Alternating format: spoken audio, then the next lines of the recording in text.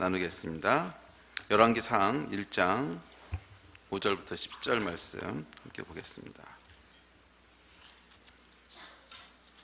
열왕기상 1장 5절로 10절입니다.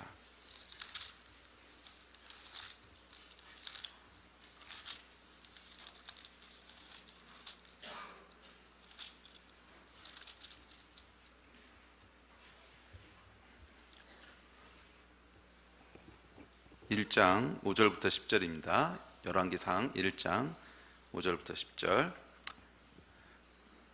여기 다 찾으셨으면 우리 다 찬 목소리로 5절부터 10절까지 읽겠습니다. 시작. 그때 학기세 아들 아도니아가 스스로 높여서 이르기를 내가 왕이 되리라 하고 자기를 위하여 병거와 기병과 호위병 50명을 준비하니 그는 압살롬 다음에 태어난 자요 용모가 심히 준수한 자라. 그의 아버지가 내가 어찌하여 그리하였느냐고 하는 말로 한 번도 그를 섭섭하게 한 일이 없었더라. 아도니아가 스루야의 아들 요압과 제사장 아비아달과 모이하니 그들이 따르고 도우나 제사장 사독과 여호야다의 아들 분하야와 선지자 나단과 시므이와 레이와 다윗의 용사들은 아도니아와 같이 하지 아니하였더라. 아도니아가 에르노겔 근방 소엘렛 바위 곁에서 양과 소와 살찐 송아지를 잡고 왕자 곧 자기의 모든 동생과 왕의 신하된 유다 모든 사람을 다 청하였으나 선지자 나단과 분하야와 용사들과 자기 동생 솔로몬은 청하지 아니하였더라. 저희가 데스티니라고 하는 제목으로 설교를 말씀을 보고 있습니다. 거의 1년 다 돼가는 것 같은데요. 1년은 안 됐나? 28번째 시간이에요. 28번째 시간인데 그래요. 이 데스티니라고 하는 단어는 우리를 향한 하나님의 계획이란 뜻이죠. 네, 이 영어 단어의 뜻은 운명, 팔자 이런 뜻이 아니고 우리를 향한 하나님의 계획이라고 하는 이 기독교적인 백그라운드에서 형성된 단어입니다. 그래서 우리말에는 여기에 해당하는 단어가 없어요. 데스티니라고 하는 단어가 없고 그냥 가장 비슷한 것이 운명이라고 하기도 하고 또는 부르심이라고 하기도 하는데 정확한 번역은 아닙니다. 이 번역은 계획이에요. 하나님의 계획이라는 뜻이에요. 하나님께서 창조주 하나님께서 우리를 이 땅 가운데 보내시고 지으실 때 계획을 가지고 만드셨다는 거죠. 그냥 아무 생각 없이 연습삼아 우리를 만들어 본 것이 아니고 우리를 향한 하나님의 아주 구체적이고 섬세한 계획이 있으시다는 거예요. 그래서 언제 어느 때 어떤 배경에서 태어나게 하고 어떤 삶을 살게 하고 그래서 어떤 축복을 누리게 할 건가에 대한 아주 섬세한 계획을 가지고 우리 하나님께서 우리를 창조하셨습니다. 그러니까 이걸 우리가 데스티니라고 부르죠. 그래서 우리 인간들의 삶의 목적은 이 데스티니를 발견하고 이루는 것입니다. 하나님께서 우리 안에 어떤 것들을 심어 놓으셨냐면 우리를 창조할 때 원래 계획하셨던 계획을 발견하고 이루어가면 우리 안에 내적인 충만함과 만족감과 행복감과 풍성함을 누리도록 그렇게 창조하셨어요. 그래서 우리의 이 DNA 속에는 우리를 창조하신 계획을 발견하고 이루어가는 것에 반응하는 그런 코드를 하나님께서 심어 놓으셨어요. 그래서 우리는 좀 삶에 조금 부족한 것이 있고 내가 원하는 것을 다 이루지 못하고 그런다고 할지라도 하나님께서 계획해 놓으신 데스티니를 발견하고 이루어가면 행복하고 풍성하고 만족해요. 그런데 우리가 모든 것을 다 가진 것 같고 세상에서는 성공했다고 하고 돈도 많고 명예도 있고 전부 다 있는 것 같아도 하나님께서 우리를 위해서 만들어 놓으신 계획의 길에 서 있지 않으면 사람은 공허함을 느끼도록 돼 있습니다. 그래서 아마 여러분들도 이 경험하셨을 거예요. 예수 그리스도를 믿고 창조주 하나님을 만나기 전에 구원받고 거듭나기 전에 이 사실을 알기 전에 열심히 세상에서 좋은 거라고 하는 것을 추구하면서 살아봤지만 그것이 결국 내 안에 보면 뭔가 부족하고 2% 부족하고 공허하고 이게 다 아닌데 이게 다가 아닌데 인생이 이게 다가 아닌데 그런 공허함과 부족함들을 아마 경험하셨을 거예요. 그것이 데스티니에서 오는 공허함입니다. 우리를 원래 계획하신 대로 서 있지 않을 때 우리 안에는 항상 그런 부족함이 있다는 거죠.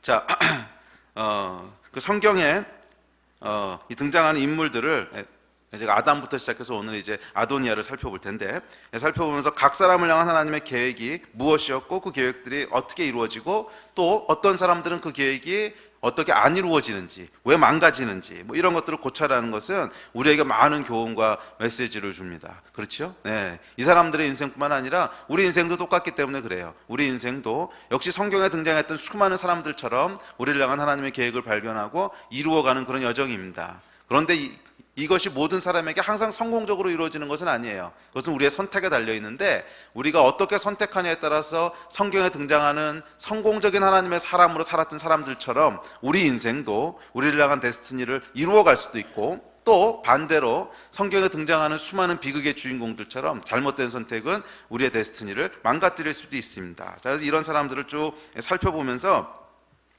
저희의 데스티니에 대한 교훈과 메시지들을 받고 있습니다. 자, 근데 오늘 제가 26번째 데스티니 설교고 민족의 데스티니 2번까지 치면 28번째인데 이렇게 많은 사람들에 대한 이야기를 살펴보면서 제가 발견한 게 한 가지 있어요. 이건 뭐냐면 한 사람도 똑같은 사람이 없다는 거예요. 한 사람도 똑같은 사람이 없다는 거예요.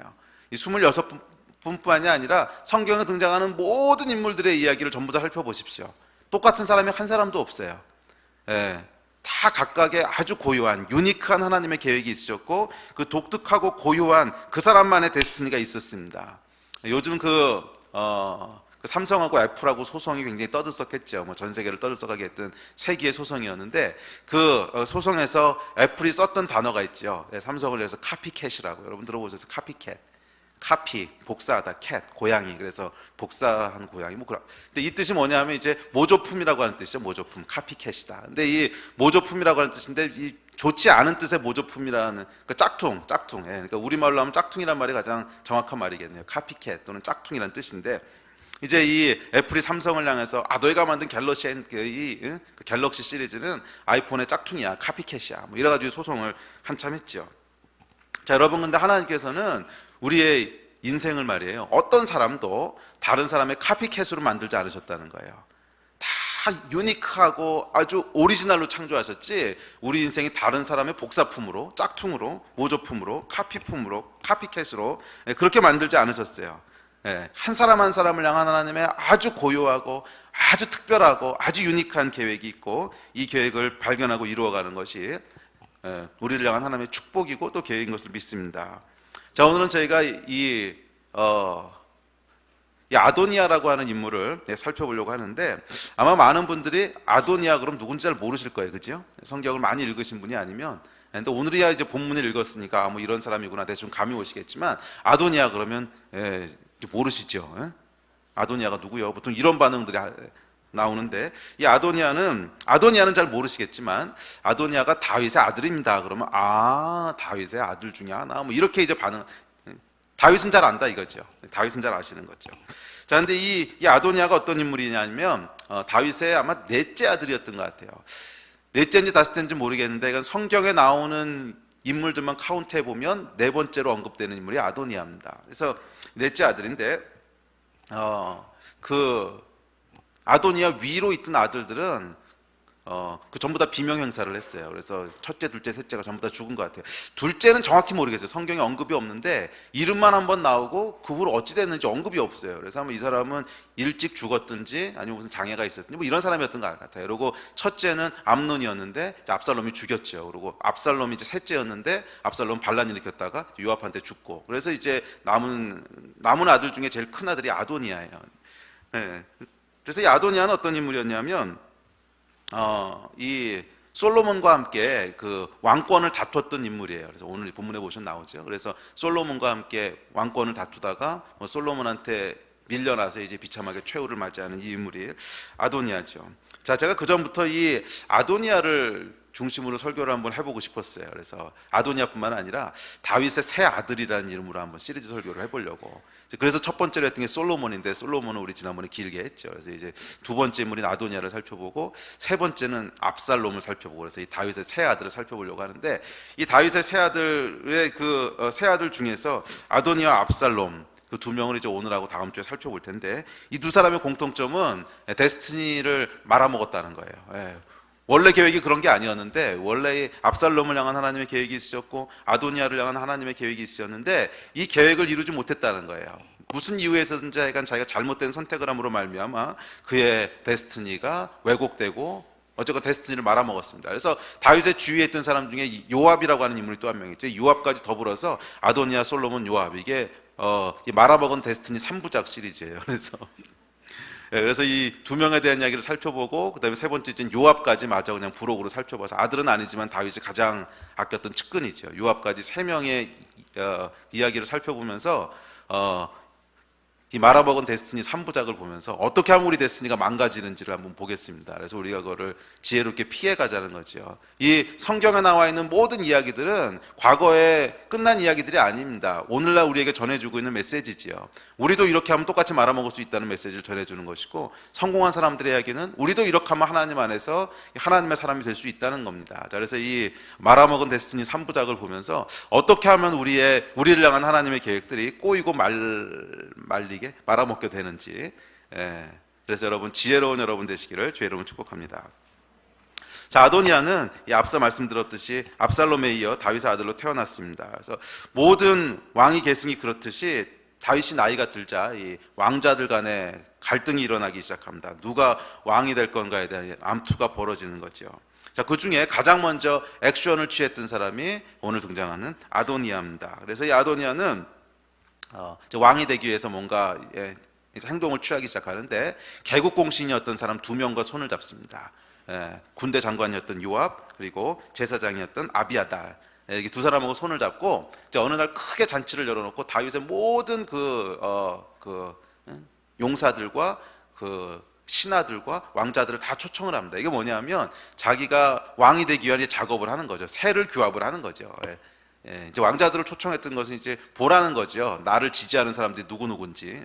요압이 지금 여러분, 요압의 지지를 받는다고 하는 것은 굉장한 겁니다. 이 사람이 다윗의 오른팔 중에 오른팔이잖아요. 모든 전쟁을 수행했던 사람이 요압인데, 오늘날도 그렇잖아요. 여러분, 결국 군대의 힘을 잡고 있는 사람이 결국 권력을 잡잖아요. 그러니까 요압이 지금 나를 지지하고 있고, 그 다음에 두 번째로 중요했던 게 뭐냐면 이스라엘은 신정국가였기 때문에 제사장이죠. 근데 제사장 아비아달도 나를 지지하고 있다. 그리고 다윗의 많은 신하들이 나를 어떻게 지지하는지를 봐라. 그래서 이 왕자들을 셧업 시키는 거죠. 조용히 해라. 왕은 내가 될 거다. 이거를 하는 겁니다. 근데 그 중에 조금 걸리는 인물이 이제 솔로몬이에요. 얘는 그렇게 해서 제압될 인물이 아닌 것 같아요. 그래서 솔로몬에건 제외를 하고 나머지는 다 부릅니다.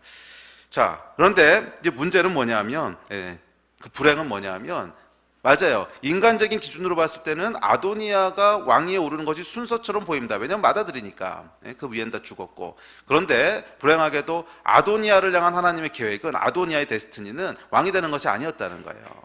그에게는 다른 데스티니가 있었다는 거예요. 그것이 뭔지는 우리 몰라요. 왜냐하면 그가 이뤄낸 적이 없으니까. 가보지 않고 전혀 엉뚱한 길을 선택했기 때문에 그를 향한 하나님의 오리지널 플랜이 뭐였는지는 우리 잘 모릅니다. 그렇지만 하여간 한 가지 분명한 것은 아도니아의 데스티니는 왕이 되는 것은 아니었어요. 다른 거였어요. 왜냐하면 하나님께서 솔로몬에게 분명히 말씀하시기를 솔로몬의 데스티니는 다윗을 이어서 왕이 되는 거라고 말씀하셨어요. 그래서 이 솔로몬의 데스티니가 왕이 되는 것이었고, 아도니아에게는 다른 데스티니가 있었다는 거예요. 그런데 불행하게도 아도니아는 자기에게 주어지지 않은 데스티니를 욕심을 냅니다. 그러다가 결국 원래 하나님의 계획대로 솔로몬이 왕위에 오르고, 이제 아도니아는 이제 물러나게 되죠. 그랬다가 나중에 이 다윗의 마지막 여인이었던 아비삭을 달라고 바세바에게 부탁했다가 그것이 솔로몬에게 찍혀가지고서 이제 비참하게 죽게 되는, 이것이 아도니아의 이야기입니다. 자, 그래서 이 아도니아의 인생을 한마디로 딱 정리하면요, 자신의 데스티니가 아닌 것을 취하려 했을 때 맞이하는 비극을 보여주는 거예요. 그러니까 아도니아의 데스티니가 보여주는 것은 한마디로 자기에게 주어진 데스티니가 아닌데, 나를 향한 하나님의 계획이 아닌데 그것을 무리하게 욕심내서 취하려고 했을 때 어떤 비극이 오는가를 보여주는 것이 아도니아의 이야기입니다. 그래서 아도니아는 한마디로 자신의 데스티니가 아닌 것을 욕심으로 취하려 한 사람입니다. 자, 그렇다면 여러분, 그 다음 질문을 던져보게 되는데, 그렇다면 여러분, 왜 아도니아가 자신의 데스티니가 아닌 것을 욕심내게 됐을까요? 그 근원을 살펴보면 아버지 다윗이 있습니다. 이 아도니아의 빗나간 데스티니는 다윗에 대한 부러움에서부터 시작됩니다. 제가 저는 목회를 시작하기 전까지 저의 데스티니는 교수라고 생각했어요. 이거 외에는 없다고 생각했어요. 근데 그 이유가 뭐냐면 저희 아버지를 보고 자랐거든요. 근데 아버지가 저한테 참 좋은 분이었어요. 근데 아버지를 보고 자라면서 아버님이 교수님이셨는데 참 좋아 보이는 거예요. 일단 시간도 마음대로 쓸 수 있고 맨날 테니스 치고 이러는 거 보니까 교수 할 만하겠다.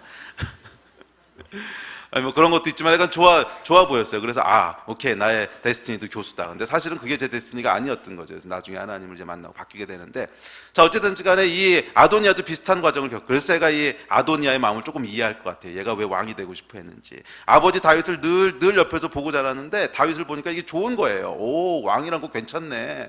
저 왕이 되고 보니까 일단 권력이 있잖아요. 권력이 있으니까 말하면 말하는 대로 이루어집니다. 또 사람들을 어쨌거나 다스리고 호위하고, 그럼 다른 사람들은 이제 그 말을 듣고 순종하고, 또 앞에서 굽신거리고 뭐 이런 거 보면서 권력 맛을 본 거죠. 그래서 왕이라고 하는 거 참 괜찮은 거구나.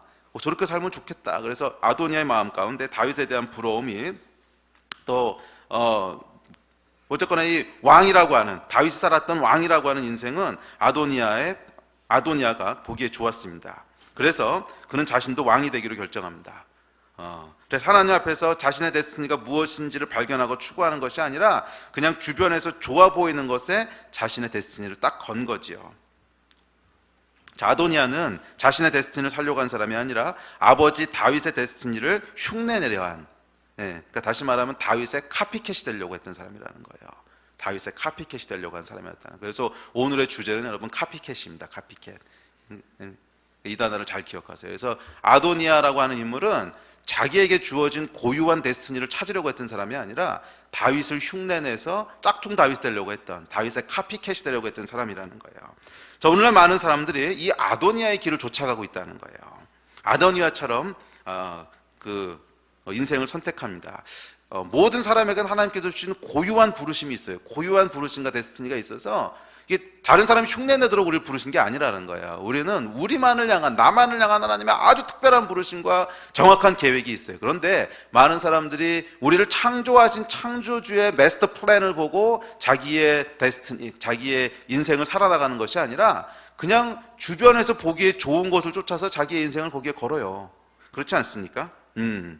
요즘 여러분 청소년들에게 장래 되고 싶은 거 희망순위 1순위를 물어보면, 요즘도 그런지 모르겠는데 몇 년 전까지는 가수였어요. 가수. 또 왜 그래요? TV를 보니까 가수들이 나와. 근데 가수들 막 끝내주잖아. 막 사람들 환호성하고 막 이런 거 보니까 보기에 좋아 보여. 그래서 청소년들 장래희망 1순위는 가수입니다. 또 의사들 봐. 돈 많이 벌고 편하잖아. 그래서 대학 입시 1순위는 의대입니다. 뭐 이런 거죠. 그래서 우리가 무엇을 쫓아서 우리의 데스티니를 살아나고자 하냐면, 우리를 창조하신 분의 계획을 듣고 살아나가는 것이 아니라, 창조주 앞에서 우리의 인생을 살아가는 것이 아니라 그냥 주변에 보기에 좋아 보이는 것들을 보고 그것을 쫓아가는 거예요. 이것이 여러분 뭐냐면 아도니아의 삶이라는 거예요. 그래서 아도니아가 다윗을 보고 다윗의 카피캣이 되고자 했듯이, 오늘날 수많은 사람들이 소녀시대를 보고 소녀시대의 카피캣이 되려고 하고요. 심지어는 레이디 가가를 보고 레이디 가가의 카피캣이 되려고 하고요. 다른 사람들의 카피캣이 되는, 그것을 선택한다는 거예요. 자, 그러나 여러분, 이것이 진짜 우리의 데스티니일까요? 물론 그렇지 않습니다. 우리에게는 하나님이 주신 아주 고유한 유니크한 데스티니가 있습니다. 우리는 여러분 잘 기억하십시오. 남의 것을 흉내내는 존재로 부름받지 않았어요. 우리는 다른 사람을 흉내내는 존재로 부름받은 것이 아닙니다. 우리 하나님은 그렇게 창의력이 부족한 분이 아니세요. 우리 하나님은 한 사람 한 사람을 향한 정말 독특한 그런 데스티니를 다 디자인하고도 남을 창조의 근원이시잖아요. 그래서 지구상에 60억 인구, 70억 인구가 있다고 해도 단 한 사람도 똑같이 생긴 사람은 없고요. 그 얼굴의 다른 만큼이나 단 한 사람도 똑같이 디자인된 인생이 없다는 거예요. 모든 사람들은 다 그 사람만의 아주 독특한 인생을 살도록 우리 하나님께서 계획하셨어요. 왜냐하면 하나님은 창조의 하나님이시거든. God of creation. 그분은 창조의 하나님이세요. 그래서 무한한 창의력을 가지고 우리를 지으신 분이십니다. 한 사람 한 사람을 유니크하게 만드셨어요. 아도니아의 데스티니는 다윗의 카피캣이 되는 것이 아니었습니다. 아도니아의 데스티니는 아도니아가 되는 거예요. 이해가 되세요? 아도니아를 향한 하나님의 계획은 다윗의 짝퉁이 되는 게 아니라 아도니아의 데스티니는 아도니아가 되는 거란 말이에요. 다윗을 모방하는 것이 아니라 아도니아만의 고유한 부르심이 있다는 거예요. 근데 오늘날 너무나 많은 청년들이 누군가의 카피캣이 되려고 합니다. 물론 인생의 선배로부터 무엇인가를 배우고 인생의 롤 모델을 갖고 뭐 이런 건 좋은 거죠. 우리가 배워야 합니다. 배워야 하고 뭐 나쁜 건 아니죠. 그러나 그것은 모두 보조적인 도구일 뿐이에요. 먼저 살아나간 사람들의 지혜를 배우는 것이지 그 사람의 인생을 그대로 카피하는 것이 우리 삶을 향한 하나님의 계획이 아니라는 거예요. 우리 삶에는 아무도 살아보지 않은 여러분이 처음으로 살아가는 또 여러분만을 향한 아주 이런 맞춤형 인생이 있다는 거예요.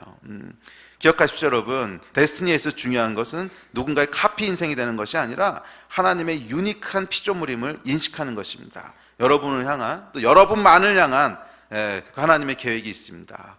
여러분은 공장에서요 이렇게 대량으로 찍어낸 공산품이 아니고 예술가가 아주 한 줌 한 줌 이렇게 정성스럽게 만든 수제품이라는 거예요. 수제품. 여러분이 그 수제 도자기, 그러니까 예술품으로 만든 접시하고요, 본 차이나하고 뭐 이 차이점을 아세요? 값은 예술가가 얼마나 유명한 사람이냐에 따라서 본 차이나가 더 비쌀 수 있겠지. 근데 제가 그렇죠, 하나밖에 없다는 거죠. 제가 손으로 만든 접시를 선물 받아본 적이 몇 번 있습니다. 한 번은 우리 방배하나교회 이성열 목사님 동생이 이제 그 도자기를 굽는 걸 해요.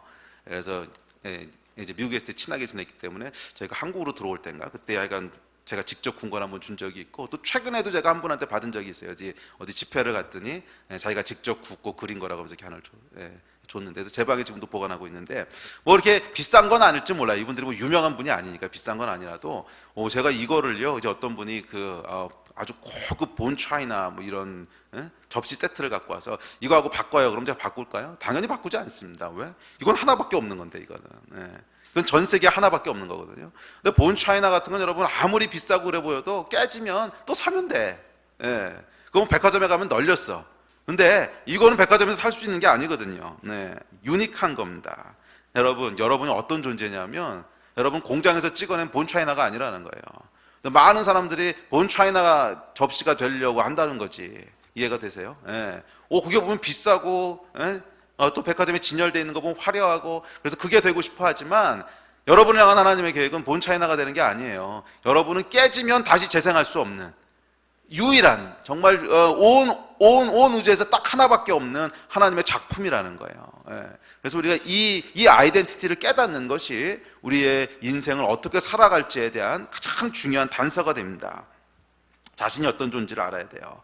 그래서 이 설교를 준비하면서 제 도자기를 이렇게 한번 봤어요. 그 선물 받은 접시를. 그러면서 상상을 한 가지 했어요. 도자기가 이제 어느 날 생각을 하기 시작합니다. 근데 주변에 보니까 자기 말고도 접시가 많은 거야. 특별히 이제 코닝 접시가 많죠. 우리 집은 이제 코닝 접시를 다 쓰거든요. 왜냐면 던져도 안 깨지니까. 나 한번 깨먹은 적이 있긴 해요. 그래도. 코닝끼리 부딪히면 깨지더라고. 그러니까 이제 코닝 접시를 봅니다. 근데 어느 날 보니까 이게 너무 좋은 거야, 얘가. 얘가 어느 날 보니까 어떤 접시는 고기가 담기고, 어떤 접시는 잡채가 담기고, 어떤 접시는 김치가 담기고 해서 식탁에 쫙 늘어섭니다. 그리고 사람들이 쫙 둘러앉더니 특별히 가운데 있는 접시를 보더니 막 황홀한 눈으로 바라보고 이제 환성을 지릅니다. 와, 고기다! 막 이러는 거죠. 그래서 어느 날인가부터 이 걸작 도자기가 코닝을 부러워하기 시작합니다. 나도 저 식탁 중앙에 한번 놓여봤으면, 나도 사람들의 이 환상적인 주목을 받고 와 하는 탄성을 한번 받아봤으면. 그래서 인생의 목적을 정합니다. 내 인생의 목적은 고기를 담는 접시가 되는 거다. 그래서 저 식탁의 한중앙에 딱 한번 서는 거다. 내가 기필코 식탁 한가운데 서고 말 거야. 근데 아무리 기다려도 그런 순간이 오지 않습니다. 왜요? 이 접시는 고기 담는 접시가 아니거든. 얘는 벽에 걸려있는 그런 예술품이지 고기 담는 접시는 아니거든요. 자, 그러던 어느 날 이 접시가 드디어 사고를 칩니다. 그 새로 들어온 며느리를 속이고 오르고 졸르고 막, 그래서 이제 어느 추석 명절에 접시가 모자란 틈을 차가지고서 이제 덥석 고기를 담습니다. 그리고는 드디어 이제 그 원하는 식탁 그 중앙에 떡하니 서게 됩니다. 막 너무 기쁘죠. 자, 근데 어떻게 됐을까요? 잠시 후 시어머니가 나와서 이 장면을 보고는 기겁을 하는 거죠. 도대체 뭐 하는 거야? 그래가지고 이 접시를 이제 빼내죠. 빼내가지고 고기 다 치우고 깨끗이 닦아가지고서 다시 딱 이렇게 해놓죠. 실망. 나는 왜 식탁 중앙에 서 있을 수 없는 건가? 자, 여러분, 이게 바로 아도니아의 이야기인 거 아세요? 정확히 아도니아의 이야기가 이거라는 거예요. 나라의 중앙에 앉고 싶은 욕망, 나도 사람들의 모든 시선과 주목과 와 하는 탄성을 받는 식탁 중앙에 언젠간 고기를 담고 설 거야. 예. 그래가지고서 벼르고 그 자리에 설 것처럼 보였는데 어느 순간에 누군가 확 자기를 빼내더니 딴 사람이 그 중앙에 앉고 자기는 한직으로 밀려나는 것 같이 느껴지는. 자, 왜 그랬을까요? 그것은 솔로몬은 하나님이 축복하시고 아도니아는 축복 안 하셔서 솔로몬은 식탁 가운데 앉는 왕이 되게 하시고 이 아도니아는 한직으로 물러나게 하신 게 아니라는 거예요. 아도니아는 고기 담는 접시가 아닌 거예요, 원래부터. 아도니아는 고기 잡는 접시가 아니라 얘는 벽에 걸리도록 디자인된 접시라는 거예요. 전혀 다른 데스티니가 있다는 거예요. 그런데 이거를 깨닫지 못하고 나는 왜 고기를 안 담아줄까? 나도 접시인데 뭐 이러고 있으면 이 데스티니가 꼬인다는 거죠. 데스티니가 꼬인다는 거죠. 예.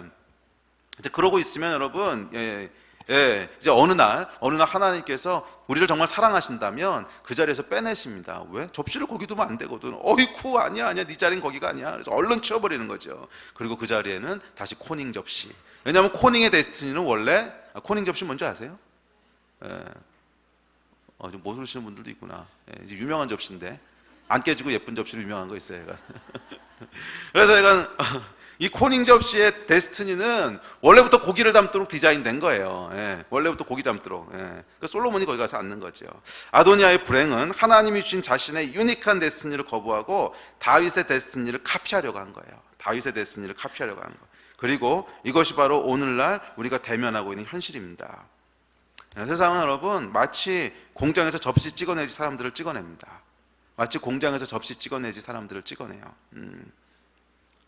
TV를 보면 내 카피가 돼.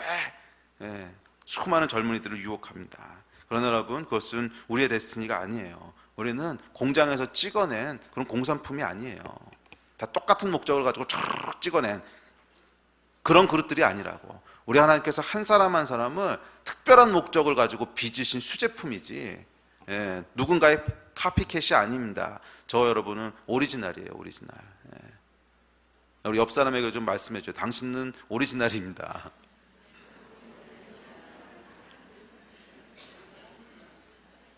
이거를 믿으셔야 그 다음부터 인생이 풀려요. 자신 있게 선포를 못 하시는데 좀 자신 있게 해보세요. 당신은 오리지널이세요. 아멘. 그래서 저는 특별히 이 한국 사회는 그게 조금 더 심한 것 같은데 특별히 젊은이들 보면 막 답답할 때가 있어요. 얘를 보나 쟤를 보나 다 똑같은 것 같아. 똑같은 공장에서 찍어낸 것 같아. 똑같은 공장에서 똑같은 규격으로 찍어낸 것 같은. 그래서 조금 더 거기서 벗어날 줄 모르는. 막 이걸 보고 있으면 막 답답해 죽겠어요. 그게 인생의 전부라고 생각해서 한국에서 어디서 태어나면 중학교 때 뭘 해야 되고 고등학교 때 뭘 해야 되고 열심히 공부해서 대학 들어가면 그 대학 들어가면 또 그 대학의 칼라를 가지고 딱 인생이 결정되죠. 그래서 뭐 상류대학이나 중류대학이나 하류대학이나 나는 뭐 여기 들어갔으니까 대기업은 어디 들어갈 거고 어떻게 될 거고 뭐 이렇게 해서요. 이 인생이 태어나서부터 죽을 때까지가 딱 짜여져 있어요. 이미 완전히 디자인되어 있고 거기서 한 걸음이라도 벗어나면 죽는 줄 알아. 거기서 한 걸음이라도 벗어나면 죽는 줄 알고 그래서 모든 사람의 인생을 다 똑같이 찍어가지고서 찍어내는 이 사회. 근데 이게 정말 하나님이 디자인하신 사회인가? 아니라는 거죠. 우리 하나님은 그렇게 창의력이 없으신 분이 아니세요. 저와 여러분을 다 독특하게 만드셨어요. 이것을 깨닫고 누리시기를 축복합니다. 자, 아도니아는 불행하게도 한 번 실패한 후에도 여전히 다윗의 카피캣이 되는 것을 멈추지 않습니다. 근데 이게 보니까요, 병이에요, 병. 누군가의 카피캣이 되는 것에 끌리는 사람은요 끊임없이 그 사람의 카피캣이 되려고 합니다. 제가 그 레이디 가가 왔을 때 알았어요. 그 흉측한 거를 흉내내고 막 분장하고 다니는 사람들 보면서 병이구나 이 생각이 딱 들더라고. 저걸 흉내내고 싶을까. 자, 아도니아가요 왕이 된 솔로몬에게 사실은 솔로몬 엄마였던 바세바를 찾아가죠. 그래서 다윗의 마지막 여인이었던 아비삭을 달라고 이제 부탁을 합니다. 2장 13절부터 나오는 내용인데. 그런데 여러분 왜 아도니아가 다윗의 여인을 달라고 했을까요? 이 이유가 분명치 않아요. 이유가 뭐 추측은 여러 가지로 해볼 수 있습니다. 그래서 솔로몬은 이것을 정치적인 의도라고 해석을 하고 그래서 아도니아를 죽이는데 이게 그렇게 아주 분명하게 드러나는 정치적인 의도였다면 그 똑똑했던 바세바는 왜 이걸 몰랐을까요?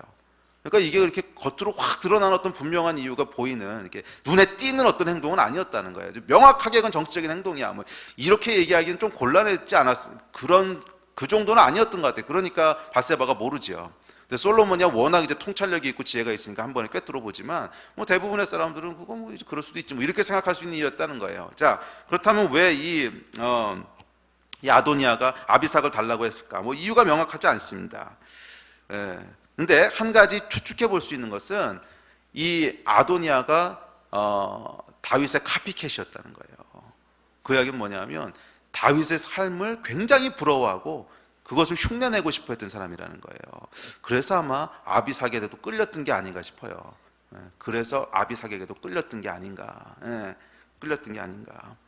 자, 그런데 솔로몬이 이걸 이제 보니까 그 안에 있던 내면이 확 꿰뚫어지는 겁니다. 아, 얘가 아직도 다윗의 카피캣 되는 병을 못 버렸네. 그렇다면 이 여인뿐만 아니라 결국엔 다윗이 살았던 왕으로서의 삶도 얘가 아직 포기를 못했겠구나.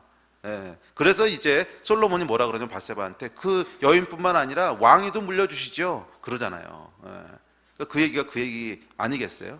그러니까 이 사람이 아직도 다윗에 대한 미련을 못 버리고 있다는 거예요. 아도니아가 제2의 다윗이 되고 싶은 미련을 못 버린다는 거예요. 아비삭에 끌리는 걸 보면서 아, 그렇다면 왕이 되고 싶은 병도 아직 못 고쳤구나. 그래서 결국 이 솔로몬의 통찰력 하에 아도니아가 이제 죽임을 당하고 이야기가 끝납니다. 자, 이 아도니아의 데스티니가 비극적으로 망가진 이유는 그가 자기의 데스티니를 살려고 하지 않고 다윗의 인생을 살고 싶어 했기 때문이라는 거죠. 자, 그렇다면 이제 두 번째 주제로 넘어갑시다. 그렇다면 왜 아도니아는 죽음에 이르기까지 다윗의 캐피카시 되고자 하는 병을 고치지 못했을까요? 그 이유를 살펴보는 것이 중요합니다. 왜냐하면 오늘날 수많은 사람들이 결국 누군가의 카피캣으로 살아가는 것을 비전으로 삼고 있기 때문에 그래요. 그래서 이 근본 원인을 우리가 드러내고 뜯어고치지 못한다면 우리도 역시 아도니아의 길을 갈 수밖에 없다는 거죠. 자, 그 이유가 뭔지를 살펴보겠습니다. 성경의 이 열왕기상 1장, 2장에 나오는 아도니아 이야기를 천천히 묵상해 보면 한 3가지 정도 이유를 발견할 수 있습니다. 뭐 이거 말고도 다른 이유가 있을 수 있겠지만 성경에 등장하는 이야기만 가지고 추론을 해보면 한 3가지 정도 이유가 이제 드러납니다. 자, 첫째는 이 첫째 아도니아가 카피캣이 되고자 한 그 이유는 세상의 법칙 또는 세상의 어떤 순리 또는 세상의 흐름 뭐 이런 것에 무게를 두었기 때문입니다. 2장 15절에 보면 아도니아가 이렇게 얘기합니다. 2장 15절 보시겠어요? 열왕기 2장 15절.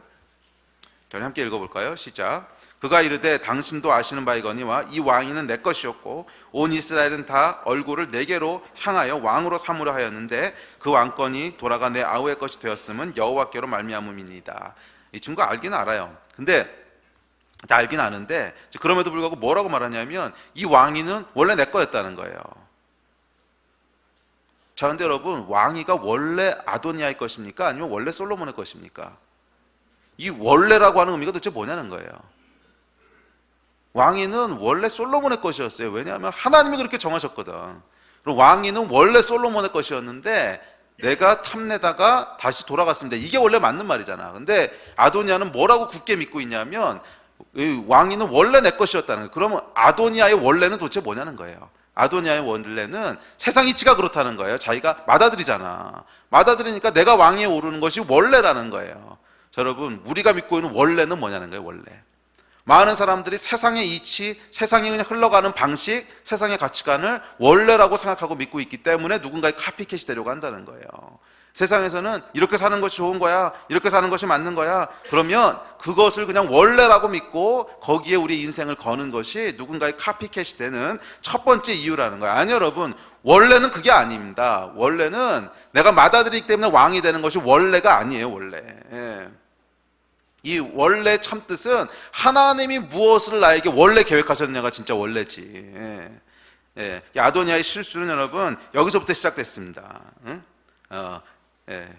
하나님께서 나를 디자인하실 때 왕으로 디자인하셨는가 아니면 다른 데스티니가 있는가? 아도니아의 질문은요 여기서부터 시작했어야 돼요. 그런데 아도니아는 그렇지 않았어요. 세상의 이치가 나는 이 다윗의 맏아들이고 그렇기 때문에 당연히 왕이 되는 것이 나의 데스티니다 이렇게 생각한 거죠. 그래서 이 하나님의 원래보다 세상의 원래를 더 무게를 둬서 생각한 것이 아도니아의 인생의 첫 번째 이유였습니다. 자, 그런데 여러분 오늘날 우리가 데스티니를 찾는 과정도 이와 비슷하지 않아요? 하나님의 말씀, 나를 향한 하나님의 계획 이것을 더 원래로 삼으십니까? 아니면 세상이 우리에게 말해주는 것 그것을 더 원래로 삼습니까? 자, 사람들을, 예, 그 주위의 사람들을 보니까 다 절로 가네. 대학은 왜 가야 돼? 원래 가는 거야. 그럼 그 원래는 뭐냐는 거예요. 딴 사람들도 다 가. 뭐 이거잖아요. 딴 사람들도 다 가. 그래서 사실은 뭐 대학 가는 게 잘못됐다는 뜻은 아닙니다. 뭐 좋은 대학 가십시오. 근데 이건 왜 가는지 이유가 자기한테 명확하게 있어야 될 거 아니야. 근데 그 이유가 우리 속에 들어가 보니까 하나의 예를 그냥 드는 거예요. 이유가 우리 속에 들어가 보면 원래 가는 거야. 별로 생각을 안 한다는 거야. 그냥 결정되어 있는 대로 가는 거야. 결정되어 있는 게 뭐예요? 세상의 흐름대로 그냥 가는 거야. 왜 가? 사람들이 다 가니까 가는 거야. 결국 이게 우리 인생의 가장 큰 이유라는 거예요. 여러분 잘 생각해 보세요. 우리가 살아왔던 삶의 모든 순간들이, 모든 많은 선택들이 왜 그렇게 하는데? 그럼 그냥 그렇게 하는 거야. 또 우리 부모님들 또 아이들 공부시키면 학원 보내. 그러면 왜 보내는데요? 다들 보내잖아. 그러니까 별로 그렇게 깊게 고민하는 게 아니에요. 그냥 물론 거기 나름대로 어느 정도 이유가 있긴 한데 대부분은 뭐가 뛰니까 뭐도 뛴다고. 그게 뭐죠? 뭐가 뛰니까 망둥이도 뛴다고. 그러니까 뭐 그런 거예요. 예. 그래서 이걸 보면 마치 무슨 생각 드냐면 사람들이 우르르 한쪽으로 뛰어갑니다. 지금 구경 난 것처럼 막 뛰어가서 뭐야 그러고 나도 막 뛰기 시작해서 한땀 뛰다 옆 사람한테 물어보는 건데 뭐예요? 왜 뛰는 거예요? 그랬더니 몰라 왜 뛰는 거예요? 몰라 그래서 왜 뛰는데? 그랬더니 사람들이 다 뛰잖아. 가면 뭐가 있을 거야. 그래서 가봤더니 이게 뭐가 있어? 아무것도 없고. 여러분 이런 경험도 있으시지 않으세요? 어렸을 때? 예. 우르르 뛰어가는데 뭔지 모르니까 학생 때 보통 그러잖아요. 여기서 뭐가 막 우르르 뛰어가면 뭔가 큰일 난 줄 알고 그냥 막 우르르 뛰어가는데 뭔데 그러면 아무도 몰라 왜 뛰어가는지. 가보자고 일단. 그래서 갔는데 가면 아무것도 없고. 이게 뭐냐 하면 그냥 뛰니까 나도 뛰는 거지. 근데 여러분 이 아도니아의 인생이 카피캣이 되려고 했던 첫 번째 이유가 바로 이거였다는 거예요. 우리에게 원래가 뭐냐는 거예요. 우리의 삶을 움직이게 하는 그 동력이 그냥 사람들이 움직이니까 나도 움직인다는 거예요. 세상이 정해준 이치가 하나님의 원래보다도 내가 받아들이니까 그냥 당연히 왕이 되는 거예요. 왜요? 몰라 원래 그래. 근데 여러분 세상에 왜 맏아들이 왕위를 계승해야 되는지에 대한 근거는 있습니까? 둘째가 하면 왜 안 되고 똑똑한 애가 하면 왜 안 되고 또 없잖아요. 사람이 정해놓은 룰이잖아. 그냥 사람이 정해놓은 룰이잖아요. 근데 이 룰이 하나님이 디자인하신 것보다 더 위에 있었다는 거예요. 우리의 인생이 여러분 아도니아의 인생이 되지 말라는 법이 없습니다. 우리의 인생도 세상이 정해놓은 그 룰이 하나님이 디자인하신 룰보다 더 위에 있다면 저와 여러분의 인생도 결국 아도니아 꼴 나는 겁니다. 정말 여러분들이 아도니아가 아니라 다윗이나 솔로몬처럼 하나님이 계획하신 인생을 살기 원하신다면 세상이 정해놓은 원래에서부터 벗어나셔야 돼요. 그것이 꼭 정답이 아닐 수 있어요. 거기서 벗어나면 왜 안 돼? 좀 위험하게 들릴지 모르지만 여러분 얼마든지 벗어나서도 돼요. 그것이 정말 하나님의 인도하심이라면 그 벗어난 길에서 오히려 놀라운 하나님의 축복들을 보게 될 줄로 믿습니다. 그래서 성경은 뭐라 그랬냐면 마태복음 7장에 보면 좁은 문으로 들어가라 그래요. 좁은 문으로 들어가라. 멸망으로 인도하는 문은 크고 그 길이 넓어 그리로 들어가는 자가 많고 생명으로 인도하는 문은 좁고 길이 협착하여 찾는 자가 적음이라. 여러분 성경의 가르침이에요. 원래 넓은 문, 사람들이 찾는 이가 많다는 건 뭐예요? 우르르 뛰어가는 곳이 있다는 거예요. 큰 대로가. 근데 글로 가보면 없다는 거예요. 별거. 좁은 문으로 가라는 거예요. 사람들이 별로 찾지 않지만 내가 너에게 거긴 여러분 딱 한 사람만 찾아옵니다. 왜? 나를 위해서 디자인된 맞춤 인생이거든. 그 길에는 나만 걸어가는 거예요. 그러니까 진짜 좁지. 한 명만 가니까. 그렇지만 거기에 생명이 있다는 거예요. 누군가의 카피가 아니라 오리지널이 되기 원한다면 사람들이 다 간다고 뛰지 마십시오. 여러분을 향한 하나님의 계획을 확인하십시오. 여러분을 향한 하나님의 계획을 확인하시고 거기에 여러분 무게를 두시고 선택하세요. 그랬을 때 놀라운 하나님을 경험하게 될 줄로 믿습니다. 이건 이론이 아니고 종교가 아니고 실제예요. 거기서 하나님을 경험하시기 바랍니다. 저도 사실 제가 이제 목사가 될 거라고는 정말 한 번도 생각해 보지 않았어요. 제 인생에 저도 사실 카피캣이 되려고 했던 사람이죠. 세상이 정해놓은 그 기준에 의해서 또 특별히 아버님의 삶을 보니까 아주 좋아 보여서 이제 아버님의 카피캣이 되려고 했던 거죠. 의도했든 의도하지 않았던. 근데 그게 제 인생이 됐으니까 아니었어요. 그래서 미국에서 공부를 다 마치고 박사학위를 끝내고 사람들이 거의 선택 안 하는 선택을 했습니다. 제가 교수의 길로 가지 않고 목회를 선택했죠. 아마 제 주변에서 거의 보지 못했던 일이었어요. 거의 보지 못했던 일이었고, 그래서 사람들이 굉장히 많이 말렸습니다. 제가 목회를 한다고 했을 때 대부분은 말린 게 아니고 미쳤냐 그랬어요. 너 이제 미쳤냐? 뭐 하는 거냐?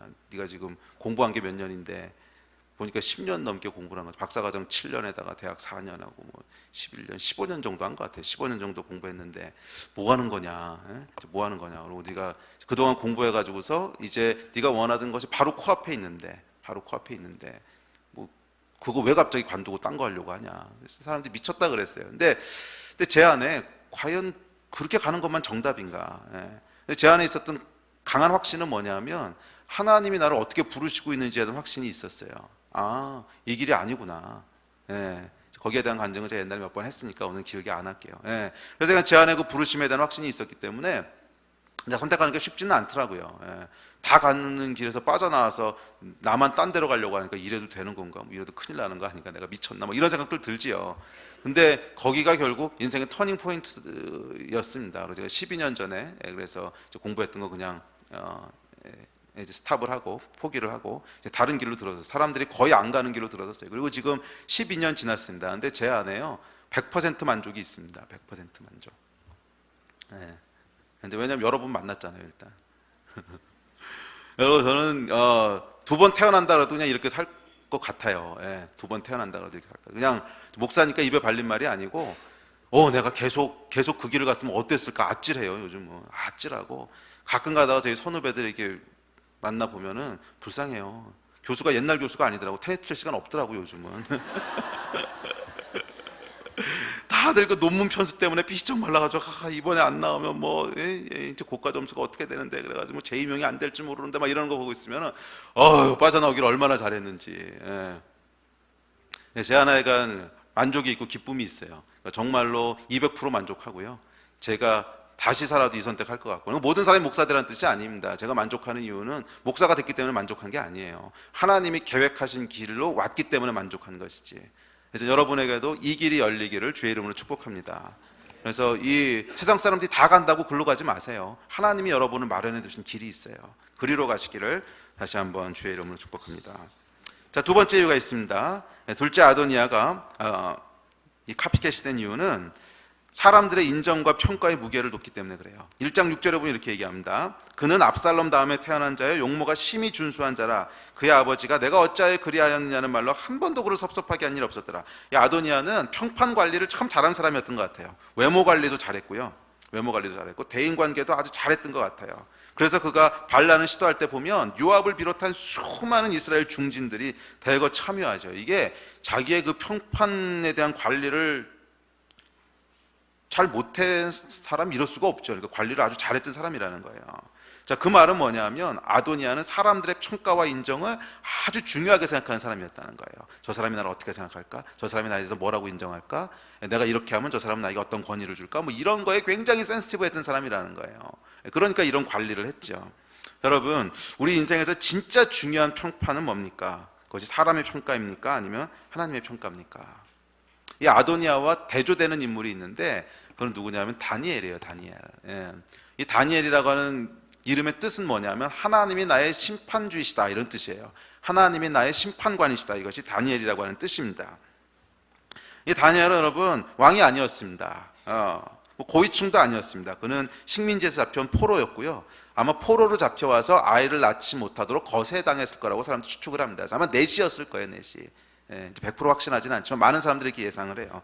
그러니까 다니엘의 인생은 별로 그렇게 세상적으로 화려한 인생이 아니에요. 뭐 이 사람이 총리를 하고 어쩌고. 아니 여러분, 포로로 잡혀온 이 식민지의 아이가 총리를 했다고 하는 것은 그냥 관리를 잘하고 똑똑하니까 그 일을 시켰다는 것이지 실제 권세를 갖고 있었던 것은 아니에요. 그래서 다니엘서에 보면 다니엘의 목숨이 늘상 파리 목숨 같잖아요. 뭐냐면 실제로 파워가 있고 권위가 있는 자리가 아니었어요. 그냥 관리직이었지. 근데 워낙 똑똑하니까 큰 관리를 맡긴 것 뿐이지 파워를 갖고 있던 사람은 아니었다는 거예요. 자, 그럼에도 불구하고 다니엘은 위대한 하나님의 사람으로 살았습니다.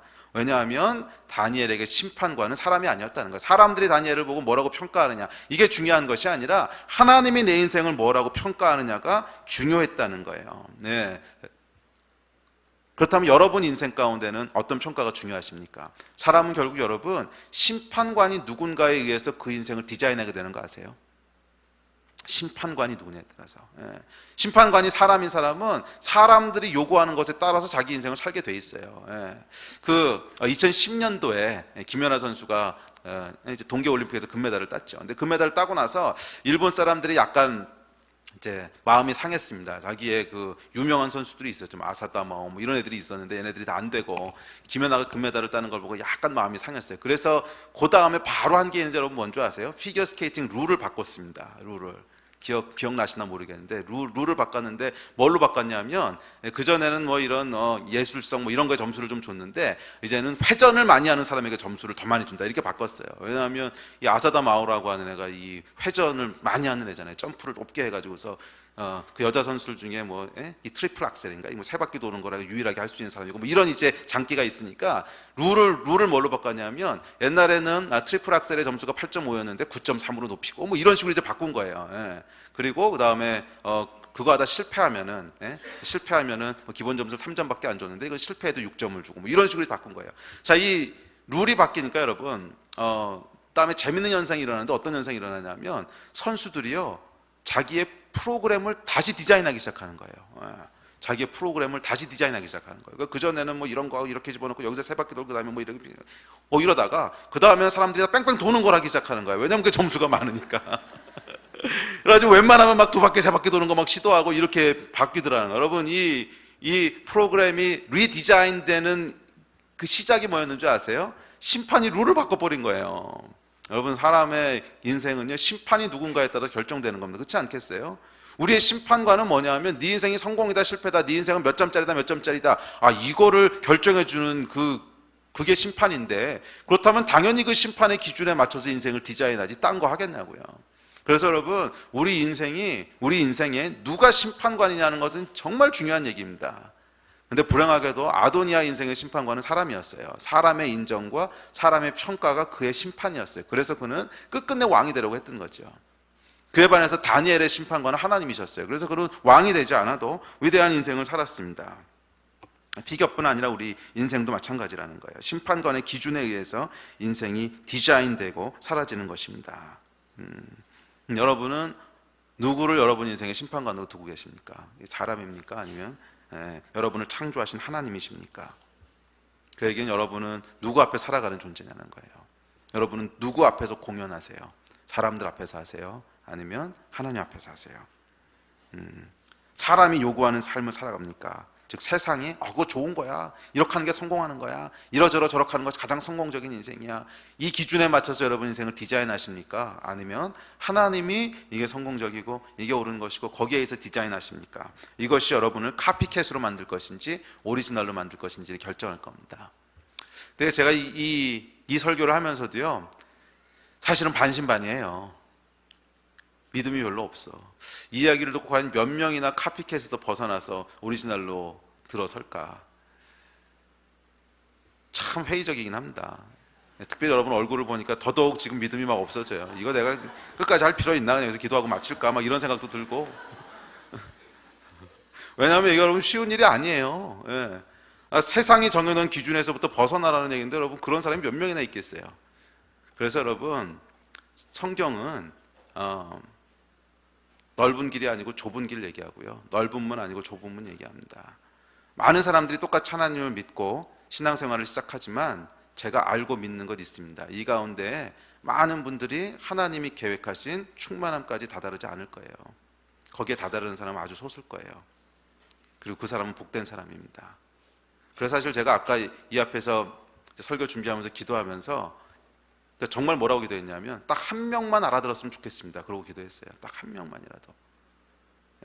이게 뭐 내용은 그렇구나, 맞아, 아도니아 그랬네, 카피캣이네, 안 됐네, 이해하고 은혜 받는 거야 쉽지.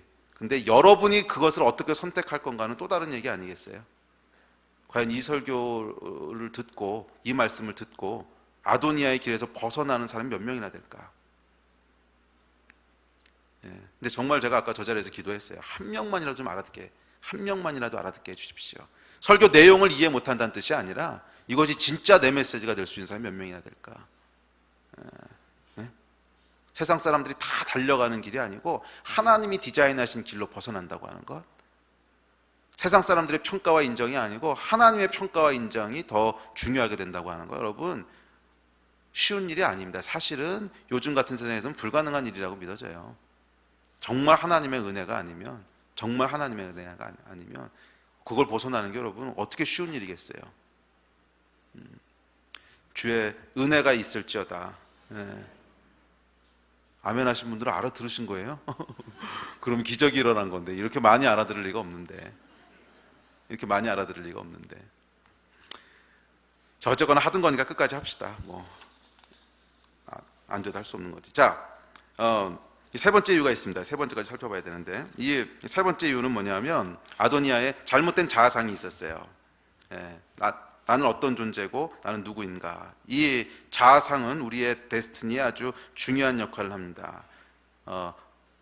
이 아도니아는 자기에 대한 잘못된 근거 없는 자아상을 가지고 있었어요. 1장 5절에 보면 그때 학기세 아들 아도니아가 스스로 눕혀서 이르기를, 아도니아가요 스스로 눕혔다는 거예요. 나는 이런 존재야 라고 하는. 근데 근거가 뭐예요? 없어요. 그냥 스스로 그렇게 한 겁니다. 사단은 우리의 자아상을 속입니다. 근거 없이 높임으로 교만하게 하기도 하고요, 근거 없이 낮춤으로 좌절시키기도 하고. 근데 이 두 가지가 다 우리의 인생을 망치는 일이에요. 이 아도니아는 첫 번째 케이스였겠지만 또 두 번째 케이스도 많이 있어요. 근거 없이 우리의 자존감을 낮춰서 우리로 한 발짝도 움직이지 못하게 하는 이런 거짓말들. 여러분, 내가 누구인지를 결정할 수 있는 것은 나 스스로가 아닙니다. 사단은 더더군다나 아니고요. 내가 누군지를 결정할 수 있는 유일한 분은 나를 지으신 분이세요. 나를 창조하신 분만이 내가 누군지 아시는 거고, 나를 창조하신 분만이 내가 어떤 가치가 있는 존재인지를 아시는 거예요. 그래서 여러분, 내가 누군지 내 자아상이 정말 진리의 기초에서 형성되기 위해선 우리를 창조하신 분의 소리를 들어야 됩니다. 청종해야 돼요. 그렇지 않으면 나는 왕이 되어야만 안심이 되고 만족이 되는 불안함 속에 갇혀 있어야 됩니다. 왕이 안 되면 나는 실패한 존재고 의미 없는 존재야. 아담과 하와가 여러분 선악과를 따먹은 이후 인간은 끊임없이 무언가를 성취하는 것을 통해 자신의 존재를 증명하려 애써 왔습니다. 왜? 나는 왜 괜찮은 존재인가? 나는 그래도 괜찮은 사람이고 괜찮은 존재고 의미 있는 존재고 이게 이제 있어야 되는데 우리 안에. 그럼 나는 왜 괜찮은 존재인가? 이제 보니까 저 사람들이 나를 필요로 하니까. 그렇다면 저 사람들은 왜 나를 필요로 하는가? 내가 돈을 벌어서 먹여 살리니까. 그러니까 나는 괜찮은 존재구나. 나는 의미 있는 존재구나. 이 패러다임에 딱 갇혀 사는 거예요. 나는 왜 괜찮고 의미 있는 존재인가? 이러저런 걸 하니까. 그럼 그런 걸 하면 왜 의미 있는 존재인가? 그럼 사람들이 인정을 해주니까. 이 패러다임 속에서 아도니아도 왕이 되어야만 괜찮은 존재라고 하는, 인생의 의미와 풍성함은 왕이 되어야 주어진다는 그 믿음 속에서 인생을 파괴해 갔습니다. 자, 그렇다면 왕이 되면 괜찮은 존재라는 이 믿음은 어디서 왔을까요? 이거 앞서 얘기했던 다윗의 삶을 보고 배운 거죠. 다윗? 이분의 삶을 보니까 괜찮은 삶이야. 나도 저렇게 살면 괜찮은 삶이겠어. 그러니까 이거죠. 자, 그런데 여러분, 아도니아가 놓친 게 뭔지 아세요? 네, 맞아요, 여러분. 다윗은 괜찮은 삶을 살았습니다. 그의 삶에는 의미도 있었고요, 그의 삶에는 권위도 주어졌고요, 그의 삶에는 풍성함도 있었고, 그의 삶에는 있었어요. 해간다. 축복도 있었고 괜찮은 삶이었어요. 성공적인 삶이었고 어떤 의미와 하여간 괜찮은 삶이었다는 거예요. 그런데 이런 다윗의 괜찮은 삶의 이유는 그가 왕이었기 때문이 아니고 그것이 다윗의 데스티니였기 때문에 주어진 거라는 사실이에요. 이해가 되세요? 다윗이 괜찮은 삶이 됐던 이유는 다윗이 왕이 됐기 때문이 아니고 그 왕이 되는 것이 데스티니였기 때문에 그렇다는 거예요. 잘 생각해 보세요. 여러분, 아까 얘기했던 다니엘은 왕이 아니었지만 역시 괜찮은 삶을 살았어요. 꼭 왕이 돼야만 괜찮은 삶을 사는 게 아니라는 거야. 반대로 여러분, 사울 왕 같은 경우에는 왕이 됐지만 전혀 괜찮은 삶을 살지 못했어요. 그렇다면 다윗이 괜찮은 삶을 살았던 이유는 왕이었기 때문이 아니라는 거예요. 그것이 그의 데스티니였기 때문입니다. 다윗이 그의 데스티니를 갔을 때 하나님께서 다윗의 인생에 의미와 권위와 축복과 풍성함을 주신 것이지 왕이 됐기 때문에 주신 게 아니라는 거예요. 자, 이것을 누리지 못한 아도니아는 다윗의 인생을 카피함으로 다윗에게 주어졌던 의미와 권위와 축복과 풍성함을 빌려오려고 했다는 거예요. 이해가 되세요, 여러분? 우리가 저지르는 그 카피캣이 되고자 하는 마음의 저 깊은 곳에 들어가 보면 내가 누리지 못하는 게 있는 거야. 내가 어떤 존재인지, 나는 왜 의미 있는 존재고 나는 왜 괜찮은 존재인지 이게 채워지질 않는 거예요. 채워지지 않는 거야. 근데 인간은 여러분, 내가 중요한 존재라고 하는 걸 채워지지 않으면 살 수 없도록 창조되어졌습니다. 하나님이 그렇게 만드셨어요. 그래서 중요감과 안전감이 채워져야만 사람은 살 수 있는데 이게 채워지지 않는 거야. 근데 저기 다른 사람을 보니까 TV에 맨날 등장하는 싸이가 요즘 대세인가? 싸이 이런 친구들 보니까 오, 싸이 대박이네. 저 인생은 보니까 막 그 안에 풍성함이 뭔지 다 있는 것 같아 보여. 근데 싸이는 좋은 애는 아니다. 하여간 어쨌거나 정말 하나님과 동행하면서 그의 데스티니를 살아내면서 얻어내는 가치들이 있잖아요. 그러면 그 가치들을 보니까 오, 저거 좋아 보이는데, 오, 저거 좋아 보여. 저게 있으면 내 인생도 이제 그렇게 될 것 같아. 그래서 뭘 하냐면 그 사람의 카피캣이 되는 거예요. 카피캣이 돼서 그 사람이 만들어 놓은 인생에 무임승차하고 싶어 하는 거예요. 이해가 되세요? 그 사람이 평생 하나님과 동행하면서 만들어냈다는 표현이 맞겠죠. 어떤 삶의 의미들, 하나님의 축복, 인생의 풍성함, 자기는 못 만들어내니까 그 사람을 흉내내고 카피캣이 되므로 그 사람이 만들어 놓은 곳에 내가 무임승차하고 싶어하는, 빌려오고 싶어하는 거라는 거예요. 이게 여러분 카피캣의 마음의 가장 근본에 있는 마음이에요. 내가 만들어내지 못하니까 다른 사람 걸 빌려오고 싶어. 잘 생각해 보세요, 여러분. 내 인생이 충분히 의미가 있고 내 인생도 충분히 행복하고 그 가운데 풍성함과 축복이 있다면 왜 다른 사람은 카피캣이 되려고 하겠어요? 그냥 그렇게 살면 되지. 그렇잖아요. 내가 다른 사람의 카피캣이 되려고 하는 건 내 안에 뭔가 없으니까, 부러우니까 그 사람을 흉내내려고 하는 거 아니야.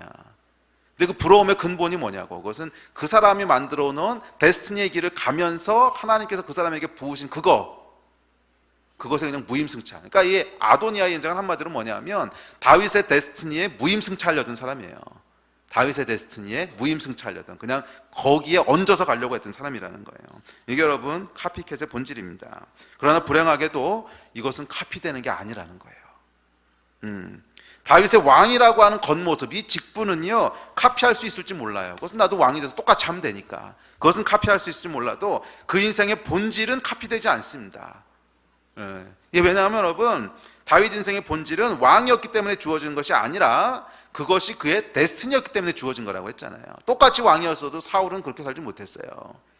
그러니까 왕이라고 하는 다윗의 겉모습은 우리가 카피할 수 있을지 몰라요. 근데 다윗의 인생에 그 왕이기 때문에 누리는 것처럼 보였던 수많은 그것들, 내가 진짜 부러워하는 것은 사실은요, 인간은 영적인 존재이기 때문에 사실은 왕이라고 하는 직분을 부러워하는 것이 아니라 그 왕으로서 그 사람이 누리는 여러 가지 것들이 부러운 거예요. 그 내적인 만족감과 행복과 충만함과 이걸 부러워하는 거잖아. 근데 이것은 불행하게도 카피되는 게 아니라는 거예요. 겉모습만 카피가 되지.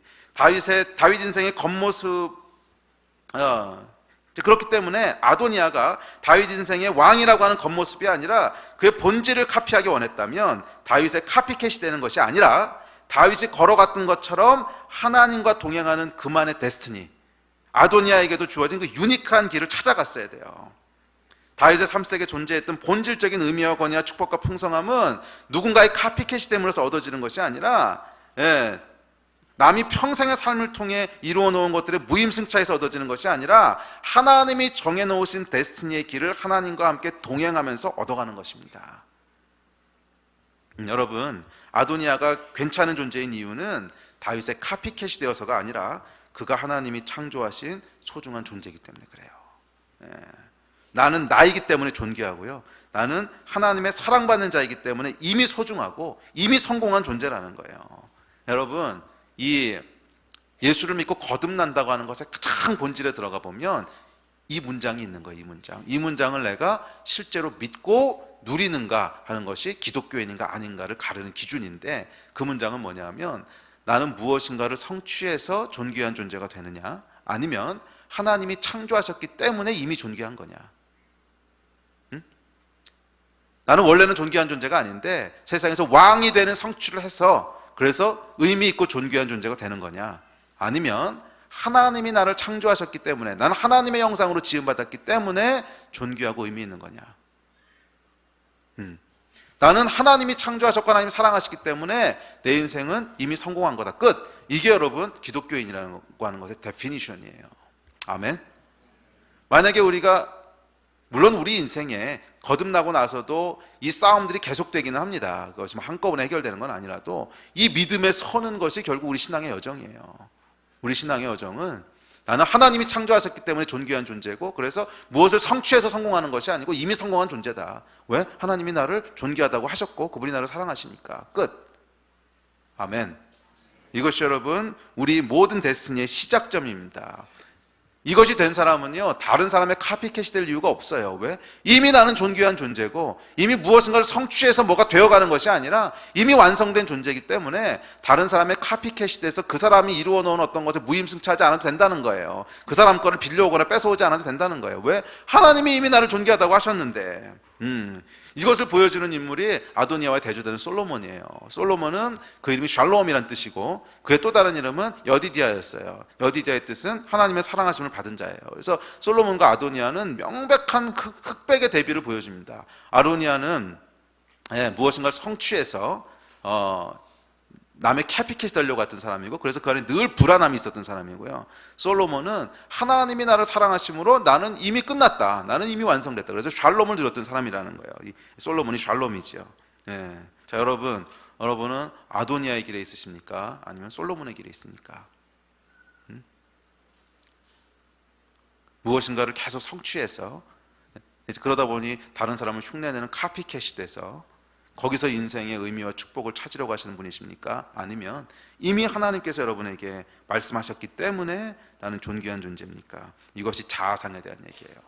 이 자아상이 올바로 형성되어 있지 않으면, 내가 왜 존귀한 존재인지 그거에 대한 그 믿음이 명확하지 않으면 결국 우리는 아도니아의 길을 가게 돼 있어요. 아도니아의 길에서 벗어나신 여러분 되시기를 바랍니다. 우리 예배팀 나오십시오. 말씀을 마칩시다. 그렇습니다, 여러분. 여러분은 누군가의 카피캣이 아닙니다. 여러분은 전 우주에 딱 하나밖에 없는 유니크한 존재고요. 여러분의 데스티니는 다른 어떤 사람의 데스티니와도 다른 여러분만의 거예요. 그러면 여러분, 다른 사람 인생을 복사하려고 하지 마세요. 그냥 세상에서 이게 좋다 저게 좋다 우르르 따라다니지 마세요. 거기에는 소망 없습니다. 인생도 카피하고 사역도 카피하고 어째 맨날 인생이 카피입니까? 우리는 카피가 아니고 오리지널로 부름받은 사람이에요. 그리고 그리로 가야 거기에 하나님의 일하심이 있어요. 그리로 가야 거기에 하나님이 일하심이 있어요. 다른 사람의 인생 가운데 역사하신 하나님의 일을 카피하려고 하지 말고, 그렇게 되지도 않습니다. 여러분에게 행할 그 고유한 유니크한 하나님의 역사를 기대하십시오. 아멘. 여러분은요, 본 차이나가 아니야. 본 차이나가 이 접시가 비싸고 화려하고 백화점에 전시되어 있으니까 그럴싸해 보여도, 이건 여러분 깨져도 그냥 다시 사면 되고요. 좀 돈 많은 사람은 아무리 깨져도 아까워지도 않는 그런 거예요. 별로 그렇게 소중한 게 아니에요. 그러나 뭐 별로 그렇게 비싸지 않아도 예술가가 창조한, 직접 구워낸 이 접시는요, 세상 무엇과도 바꿀 수가 없어요. 딱 하나밖에 없거든. 여러분, 고기 담는 접시가 아니라 벽에 걸려있는 도자기예요. 코닝 접시들이 열심히 고기 담아다 담는다고 여러분도 담아서는 안 돼요. 그거 담으려고 해봐야 얼른 주인이 빼다가 싹싹 덜어내고 치워버릴 거야. 안 담긴다는 거야. 주어지지 않은 것을 여러분 욕심내지 마세요. 왕이 된다고 안 될 것은 여러분의 것이 아니고요, 우리 인생을 행복하게 하지도 않습니다. 우리는 우리의 지음받은 대로 살아야 돼요. 지음받은 대로. 다른 사람의 짝퉁이 되는 게 아니라, 다윗의 카피캣이 되었던 아도니아의 인생이 아니라 정말 하나님 앞에 살아갔던 다윗의 삶, 다니엘같이, 또 솔로몬같이 그렇게 살아가시는 저와 여러분 되시기를 주의 이름으로 축복합니다. 기도하겠습니다.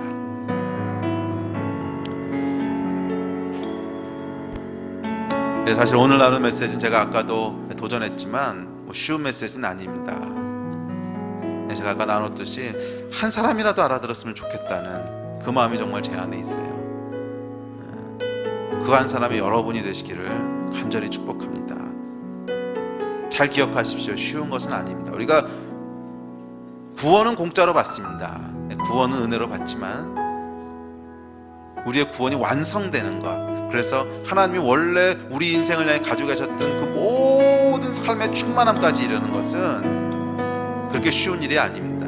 바울은 뭐라 그랬냐면 이것이 마치 다른 박질하는 것 같다 그랬어요. 모든 사람들이 경기에서 이기기를 원하지만 1등은 한 명뿐이라 그랬어요. 면류관 타는 사람 한 명뿐이라고. 여러분들이 이 면류관을 타는 소수가 되시기를 다시 한번 축복합니다. 우리 이 일을 놓고 같이 한번 기도합시다. 하나님 앞에 다시 한번 간절히 기도합시다. 우리 안에 우리의 심판관은 누군지, 내 안에 있는 이 아도니아의 마음들이 어떻게 해결돼야 될지 우리 하나님 앞에 기도하시고 성령님께 도움을 구하시고 결단할 것들을 결단했으면 좋겠습니다. 기도하시겠습니다.